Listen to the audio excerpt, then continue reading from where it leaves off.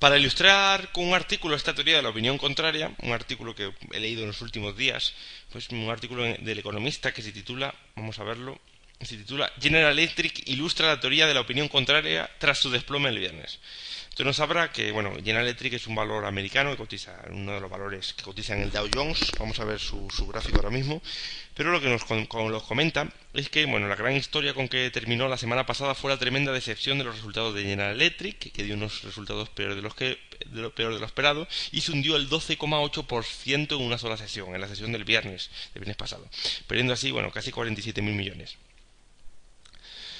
Detrás de este desastre, según la autora, que es Ainhoa Jiménez, hay una lectura muy interesante. Antes del viernes era, con gran diferencia, el valor preferido de los newsletters de inversión en Estados Unidos. Los newsletters son como páginas web que se dedican a vender a través de suscripciones asesoramiento, ¿no? Asesoramiento, pues como porque podemos tener en clases de bolsa.com, bueno, que de momento es gratuito para todo el mundo. Pues imaginaros lo mismo, pero que sea de pago, ¿no? Que cada semana se recomienda una serie de valores, y la compra de unos y la venta de otros, y sea de pago. Estos son lo que se llaman los famosos newsletters, que en Estados Unidos hay un montón, están proliferando o llevan años proliferando a buen ritmo. Bueno, recomendaban, de los 189 que hay, 21 recomendaban comprar General Electric, o sea, se situaban como que comprar. Y bueno, el segundo era Johnson Johnson con 18 editores. Por lo tanto, aquí es una afirmación de esta teoría de la opinión contraria. Y dice un poco esto: dado que los mercados rara vez hacen lo que la mayoría, justo a lo que hemos estado hablando, tiene todo el sentido que el valor que elige la mayoría de los expertos decepcione. Tenemos un precedente muy ilustrativo. Pfizer fue el más popular a principios de esta década y que lo ha hecho mucho peor que el mercado en los últimos años. Vamos a ver, por ejemplo, General Electric. Bueno, así recuerdo cómo entrar a ver valores del Eurostoxx, tablas, abrir tabla en ventana nueva, y si no recuerdo mal, NICE, Dow Jones, Dow Jones Industrial. Aquí lo tenemos, aceptar, y aquí aparecen todos los valores, ya incluso puestos con el día de hoy cómo se han comportado. Y vamos a ver General Motors, General Electric, a ver dónde la vemos, perdonar, General Electric, aquí está. Bueno, vamos a ver esa caída fulgurante. Bueno, este hueco, esto sí que es un hueco dejado el día que presentó los resultados. Es un poco esta teoría, ¿no? Todo el mundo pensaba que iba para adelante, sale un dato malo, todo el mundo ya está, o muchísima gente está posicionado al alza. Por lo tanto, si sale un dato bueno, hay muy poco que ganar, porque, bueno, se ganará también, pero a lo mejor el hueco hubiese sido, si sale un dato bueno, igual el hueco es del 4%, sin embargo sale malo y es del 12%, porque claro, todo el mundo empieza a regular, en las manos temblorosas, los primeros que sueltan con las primeras caídas, aunque esto es una caída de importancia, empiezan a vender, y el valor, bueno, de hecho, bueno, aquí tenemos incluso que tiene un martillo, que puede ser bastante también significativo de estudiar para los próximos días. Bueno, simplemente, bueno, os quería lógicamente comentar que aquí luego pone también es un poco crítica para que veáis todos los posibles comentarios y estudios que se hacen sobre esta teoría y sobre cualquier otra cosa en bolsa. Dice, bueno, aquí dice que Mark Hulbert, os dejaré no obstante este artículo en el foro del curso, el editor de Hulbert's Financial Digest, que es lo que veíamos aquí, que es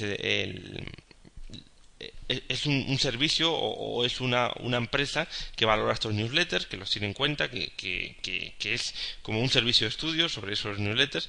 Y dice, bueno, que dejando aparte casos como los que acabamos de ver de General Electric Officer, los valores más populares en realidad suelen hacerlo mejor que el mercado. O sea, esto es un estudio que, bueno, habría que estudiar la seriedad del mismo. Dice, según este estudio, los valores más recomendados lo hacen como media un 0,15% mejor que el Dow Jones Will 5000 durante el mes siguiente, y baten al índice por 0,57%. Es verdad que tanto gana más que el mercado, pero la diferencia es tan exigua que no compensa los costes operativos de cambiar de valores cada mes. Bueno, aquí tenéis, como todo en bolsa, está una teoría que dice que esto funciona y otra que no lo hace. Cada uno que con su propia experiencia, pues a lo largo de su vida, pues puede ir también teniendo en cuenta si esto funciona o no. Pero bueno, vamos a basarnos que si funciona. De hecho, vamos a ver por lo menos los indicadores que para muchos de vosotros pueden ser útiles en el futuro y que se basan en esta teoría de la opinión contraria. Vamos a comenzar estudiando el ratio put-call. El ratio put-call, como hemos dicho, se basa en la teoría de la opinión contraria, y lo que se intenta con este indicador es detectar posibles sentimientos extremos que haya en el mercado. Tengo que deciros honestamente que yo no lo utilizo mucho. Hubo una temporada que sí me fijaba bastante en él, pero no es uno de los indicadores de sentimiento que a mí más me llama la atención. No tanto lo vamos a tener en cuenta porque incluso no quiere decir que yo no lo utilice, no quiere decir que no sea interesante. A lo mejor a muchos os resulta curioso y os resulta útil en el futuro. Entonces, se basa, bueno, cuando hablamos de ratio put call, estamos hablando de ratio de las opciones que cotizan. Opciones son opciones americanas. Opciones call. Recordar, bueno, no sé cuántos de vosotros habéis visto el curso de Introducción a la Bolsa y a los Mercados Financieros. Aún así vamos a echarle un vistacillo. A ver dónde lo teníamos. Lo teníamos aquí.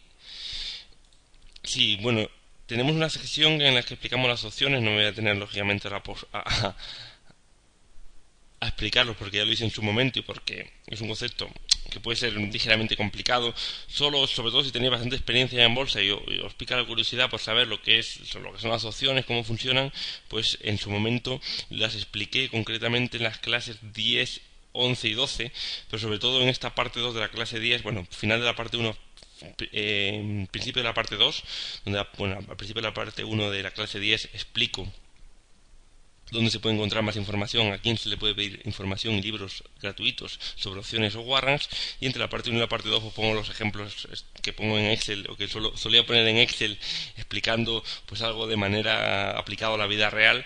Bueno, estas dos clases pueden ser interesantes y si luego queréis profundizar, seguir viendo las demás, pero los que tengáis, como digo, la curiosidad de saber qué son las opciones y cómo funcionan, que no son más que vamos a volver. Las opciones realmente son es comprar, por ejemplo, compramos una opción call, es comprar el derecho, nos va a dar un derecho, aunque no la obligación de poder comprar, si es sobre una acción, una determinada acción, un precio determinado. Por ejemplo, podemos comprar ahora una opción, si Telefónica cotiza a 18 euros, podemos comprar una opción que nos va a dar el derecho, que podemos ejercer para comprar Telefónica, por ejemplo, a 18 euros dentro de 3 meses. ¿Qué pasa? Que si Telefónica vale 22 euros, pues lógicamente ejercemos el derecho, compramos a 18 dentro de 3 meses y como vale 22 la vendemos en el mercado a 22. Si Telefónica de aquí a 3 meses se va a 14, ahora vamos a suponer que vale 18, pues no ejercemos la opción y nosotros pues no perdemos nada. ¿Qué perdemos? El seguro, que es la prima que tenemos que pagar como un seguro o como la prima de nuestro seguro de accidentes de coche, pues esa prima hay que dársela a la aseguradora, que en este caso es al que nos vende la opción, para tener ese derecho, lógicamente. Bueno, esto en el caso de la call, y la opción put sería el derecho, pero no la obligación a poder vender un determinado valor a un determinado precio en el futuro.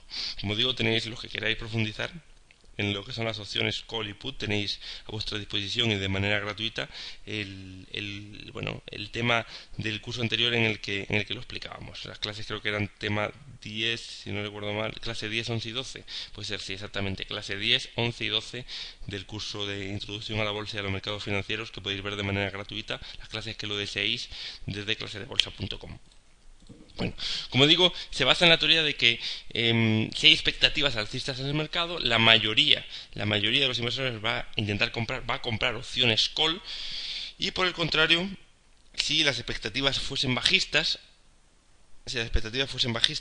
muy probablemente lo que hay en el mercado es un gran número, o sea, se han comprado un gran número de opciones de venta, opciones put. Lógicamente, si el mercado piensa que el mercado va a bajar, pues predominan las opciones put sobre las opciones call. Por lo tanto, el volumen diario de estas dos opciones pues nos marca un ratio, que es este famoso ratio put-call, y es el que se utiliza como teoría o se utiliza como opinión contraria para medir el sentimiento del mercado. Si el indicador nos dice que el sentimiento del mercado es muy alcista, pues según la teoría de la opinión contraria estamos diciendo que quizás o que hay una mayor probabilidad de que las bolsas bajen en los próximos días. Y por contraposición, si el mercado, el sentimiento de mercado medido por el ratio put-call es bajista, pues con probabilidad puede ser que haya un rebote en las próximas sesiones. Vamos a ver, bueno, perdonadme. Se puede ver todos los días. Normalmente se publica cada media hora el CBOE, que es el Chicago Board Option Exchange. Os sonará a lo mejor el CBOE, a lo mejor de verlo en el visual. Bueno, de hecho vamos a verlo si queréis. Vamos a ver que, por ejemplo, cuando ponemos tablas, abrir tabla en ventana buena, el CBOE, pues igual no aparece. Pues el de opciones, a ver si lo diferencia. No aparece el CBOT Chicago. Bueno, es el de opciones, pues no aparece en Visual Chart, que yo sepa no aparece. Aparece el CBOT y tiene algunos futuros interesantes, como por ejemplo el CBOT, el mini, ese es donde está el futuro del Dow Jones, pero también del oro, de la plata. Pero el CBOE, acabado en E, no está, o no lo encuentro, bueno, ahora mismo, bueno, tampoco es muy relevante. Simplemente deciros que se puede ver todos los días desde este enlace, que si queréis podéis copiar. Tomaros el tiempo que deseéis, incluso parar la imagen si queréis para copiarlo si os interesa. Vamos a entrar directamente y, como digo, todos los días por la noche pues podéis ver cómo se mueve este indicador. Entráis aquí directamente y tenéis en este primero que pone CBOE Total Exchange Volume and Put Call Ratios desde el 21 de octubre del 2003 hasta la sesión de hoy, hasta la última sesión que tengamos en el mercado. Bueno, lo tengo aquí porque lo he abierto directamente, pero según le dais al botón os pondrá que si queréis guardarlo, lo guardáis en el escritorio o en cualquier sitio y ya directamente lo abrís. Y os aparece una tabla Excel tal como esta. Bueno, esto, menos estas columnas que lo he añadido yo hoy. Vamos a ver, nos aparece, bueno, algo así todo. Vamos a irnos para arriba.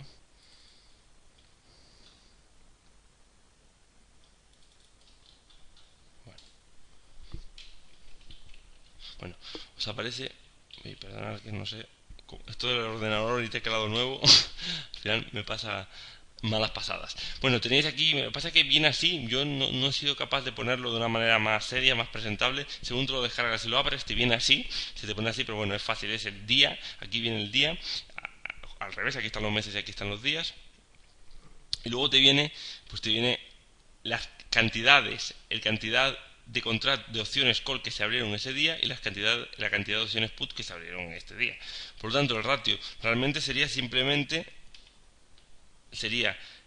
la división, como el ratio put call, entre el número de opciones put que se abrieron, el número de opciones put que se abrieron dividido entre el número de opciones call que se abrieron. Digamos, serían 73, 3, 2, 5, 8 dividido entre 115, 2086, casi un total de 0,63. Bueno, redondando 0,636 y 0,64. Entonces, como podéis ver aquí, como es un ratio put-call, y vamos a decir que put quiere decir que todo el mundo se va a poner bajista, se quiere poner bajista, y call, para simplificar, se quiere poner alcista todo el mundo, pues si el indicador está muy próximo a, vamos a decir que en un ratio de, se suele decir 0,65, 0,70, ya es un ratio que se dice que hay un gran sentimiento alcista de mercado. O sea, este día había un gran sentimiento alcista de mercado, se hicieron muchas calls y pocas puts. Y se dice que si, análogamente, que si está por encima de 1,05, 1,10, pues se dice que casi todo el mundo está abriendo puts y hay un sentimiento bajista en el mercado, lo cual es un síntoma, una señal alcista según la teoría de este indicador del ratio put-call. Vamos a ver, por ejemplo, los últimos días. Pues, lógicamente, bueno, estamos a 14 de abril, vamos a ver, 15 de abril, ya tenemos el dato incluso del 15 de abril, y en los últimos días, pues como sabéis, así ha evolucionado el Dow Jones, vamos a poner como indicador índice, pues lógicamente estamos en un momento en el que hay mucho miedo en el mercado. Después de las últimas caídas, sabiendo lo que están pasando en estos momentos en la actualidad con los principales bancos norteamericanos, que hay una crisis financiera e inmobiliaria muy grande y que los mercados están con muchas turbulencias, pues hay mucho miedo en el mercado. Y los operadores y los inversores de a pie pues están predominando las puts para cubrir las carteras o incluso para especular a la baja. Las opciones muchas veces se utilizan y es muy interesante para cubrir carteras. Bueno, pues como digo, hay miedo en el mercado. Entonces podemos ver que en los últimos días el ratio put-call está siendo pues superior a 1, incluso 1,06, 1,01. Podemos ver aquí que, por ejemplo, vamos a ver un día exagerado. Vamos de hecho a hacer, por ejemplo, este día de aquí a ver cómo estaba. Vamos a ver, por ejemplo, el día antes a que rebotase, a que pegase este estirón la bolsa. Podemos ver como el 10 de marzo del 2008, 10 de marzo de 2008, pues estaba en 1,48. Un número extremo y que claro, dio pie a que el día siguiente se rebotase. Cuando se dan números tan extremos, ya a partir de 1,40, que hay tantas puts, porque en general, vamos a decir, si el mercado está en equilibrio, si el mercado ni es alcista ni es bajista, pues a lo mejor este indicador se sitúa en 0,85. ¿Por qué en 0,85? Porque en condiciones generales se abren más calls que puts, ¿no? Es más opciones de compra que opciones de venta. Como opción de venta es como más sofisticado. Entonces a lo mejor en opciones normales pues pone que hay, por cada 85 puts hay, por cada 85 compras de puts hay 100 compras de call, ¿no? En condiciones normales. Por lo tanto, un 0,85 podría ser equilibrado. Y se suele decir que por encima de 1,10, que ya es que predominan las puts, es que hay sentimiento extremo bajista y por lo tanto es una señal alcista, y por encima, perdón, por debajo de 0,70, 0,65 hay predominio alcista, sentimiento de mercado alcista, y por lo tanto esto es una señal bajista. No obstante, para no coger un dato puntual, aunque ya vimos como aquí funcionó perfectamente, luego hay otros casos que no funciona. Esto es todo como para luego. Vamos a ver, por ejemplo, este día de aquí, que luego la otra vez la fue alcista. Vamos a pensar que miramos, es el 17 de marzo. Pues el 17 de marzo, justo estaba mirando este día. Vamos a ver, entonces es el 10, 1,48 también, mira, por lo mismo. Justo los días previos a que se rebotase, pues 1,48. Seguro que hasta aquí también hay teoría del autocumplimiento, pero bueno, tiene todo su sentido, ¿eh? Tiene su sentido todo este miedo, por teoría de opinión contraria, pero fijaros que el 14 de marzo también fue, que es este día de aquí, a ver, 14 de marzo también se acabó este día, y este día había sentimiento muy bajista, y fijaros luego el rebote que hubo. Vamos a ver, por ejemplo, no sé, este día de aquí, el 22 de enero. Bueno, este día fue el famoso, el 22 de enero. 22 de enero 1,2. Oye, pues también había sentimiento, entonces justamente el rebote es alto. Hay algunas personas, para no medir solo un día, que puede ser un día puede ser pues por casualidad o por movimiento errático, aunque suele tener cierta relevancia, pues algunos especuladores utilizan lo que es la media de 5 sesiones sobre este indicador. Bueno, aquí he traducido porque no viene ni en la misma columna, a ver si descubro cómo pasarlos bien, pero bueno, de momento con esto creo que para la clase es suficiente. Los he traducido aquí, lo que marcaba el ratio put-call cada uno de estos días. Bueno, aquí tenemos el 2 de abril, el 3, el 4, y he hecho a partir de aquí la media de los 5 últimos días. Esto simplemente es coger el promedio y la media. Entonces podemos ver cómo los últimos días estamos por encima del 1,05, 1,10, que es, como que digo, un sentimiento extremo negativo. Y pues bueno, esto en principio podríamos decir que por esta teoría, pues lo probable es que pueda haber un rebote a corto plazo al menos, por la misma teoría de la opinión contraria que hemos estado reseñando al principio de la clase. Todo el mundo es bajista, o mucha gente o predomina el sentimiento bajista, por lo tanto cuando se produzca alguna noticia positiva, pues va a hacer que bruscamente pues los bajistas tengan que hacer posiciones cortas, y bueno, pues directamente pues, se puede pegar un rebote en los mercados. Esto es un poco lo que dice esta teoría del ratio put-call. Como digo, bueno, media de los últimos días mayor que 1,10, 1,05, 1,10, tampoco hay un punto exacto. Hay que ver a lo mejor un poco la evolución del indicador, o comparar los días, más o menos, echarle si queréis un vistazo, deteneros unos minutillos en bajaros estos datos y echar vistazo en algunos días clave que vosotros consideréis, pues como estaba el indicador el día antes, por ejemplo, como acabamos de hacer. Y como digo, se dice que, bueno, si la media de los últimos días es menor que 0,70, pues es una señal bajista. Bueno, es señal bajista porque es un sentimiento extremo alcista. Y como se basa en la teoría de opinión contraria, pues entonces sería una señal bajista.